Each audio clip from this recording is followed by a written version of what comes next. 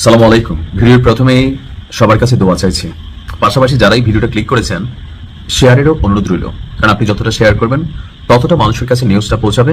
আর প্রত্যেকেই আমার এই নিউজটা যারা ক্লিক করেছেন, প্লে করেছেন, একটু দোয়া করবেন ইরানের জন্য। চেহারাতে স্ট্রেস, টেনশন বুঝতে পারছেন। আজকে রাতে আসলে আল্লাহ মালুম যে কি ঘটতে যাচ্ছে।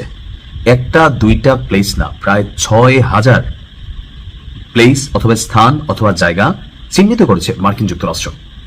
বলা হচ্ছে আজকে এই যাবৎকালীন ইরানে যতগুলো অভিযান চালানো হয়েছে ইসরায়েলের পক্ষ থেকে, যুক্তরাষ্ট্রের পক্ষ থেকে, সবগুলোর চেয়ে সবচেয়ে বড় অভিযান আজকে চলবে এবং এতে অংশগ্রহণ করবে বেশ কয়েকটি টিম।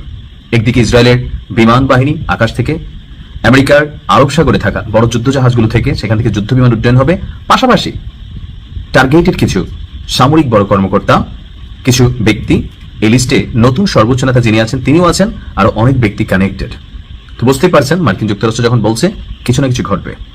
দর্শক, আজকে ইরানে সর্বোচ্চ অভিযান চালাবে যুক্তরাষ্ট্র। ভার্জিনিয়ার আর্লিংটনে একটা সংবাদ সম্মেলনে এই ঘোষণা এসেছে মার্কিন প্রতিরক্ষা মন্ত্রীর কাছ থেকে। বুঝতেই পারছেন, সুপ্রিম কমান্ডার, ওনার নাম হচ্ছে পিট হেগসেট। এই পিট হেগসেট বলছে যে আজ রাতেই ইরানে সর্বোচ্চ অভিযান চালাবে যুক্তরাষ্ট্র। হেগসেট বলছে যে আজকে ইরান এবং তেহরানের আকাশে, অর্থাৎ রাজধানীর আকাশে সহ আরো বেশ কিছু জায়গায় আমেরিকার সর্বোচ্চ হামলার দিন হবে। আমরা ইরানের গুরুত্বপূর্ণ সকল সক্ষমতা শেষ করে দেওয়ার পরিকল্পনা অনুযায়ী আজকের অভিযানটি চালাবো। তার বক্তব্য হচ্ছে যুক্তরাষ্ট্র এবং ইসরায়েল যৌথভাবে এ পর্যন্ত ইরানের 15,000 লক্ষ্যবস্তুতে হামলা চালিয়েছে।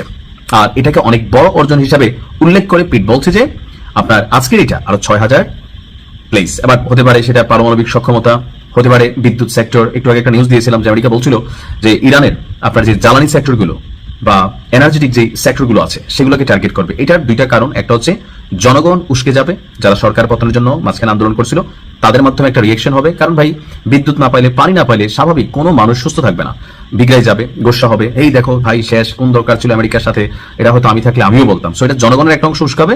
আর আরেকটা অংশ হচ্ছে যে রিফুয়েলিং ইস্যু অথবা ড্রোনগুলো বা ক্ষেপণাস্ত্রগুলো যাই লঞ্চ করতেছে, যেখানে যেটা হচ্ছে যুদ্ধ বিমান, আকাশ প্রতিরক্ষা সিস্টেম, প্রত্যেকটা জিনিস তো বিদ্যুতের উপর নির্ভরশীল। যে আমার ঘরে, আপনার ঘরে যাই হচ্ছে, এই যে ফোনের মাধ্যমে পৃথিবী দেখতেছেন, মোবাইলটাতে যদি চার্জ না থাকে, চার্জ দিতে না পারেন, আপনি পাগল হয়ে যাবেন আজকের দিনে এসে মোবাইল ছাড়া, তাই না? তো এই বিষয়গুলোকে টার্গেট করতেছে যে জনগণের একটা অংশ, প্লাস এই যে সামরিক সক্ষমতা, এগুলাকে শেষ করা। অপরদিকে ট্রাম্প বলছিল যে আগামী সপ্তাহে আপনার ইরানে বড় অভিযান চালানো হবে, কিন্তু আমরা একটু আগে ঘোষণাটা পেলাম, যেটা পেয়েছি যে আজকে হবে। তো লক্ষ্যবস্তুর মধ্যে আছে কমান্ড সেন্টার, অস্ত্র উৎপাদন কেন্দ্র, ব্যালিস্টিক ক্ষেপণাস্ত্র ঘাঁটি, সাবমেরিন এবং ইরানের আকাশ প্রতিরক্ষা ব্যবস্থা। আমি জানি না আজকে কি ঘটতে যাচ্ছে, নাও ঘটতে পারে, বাট ঘটতেও পারে। আল্লাহ হেফাজত।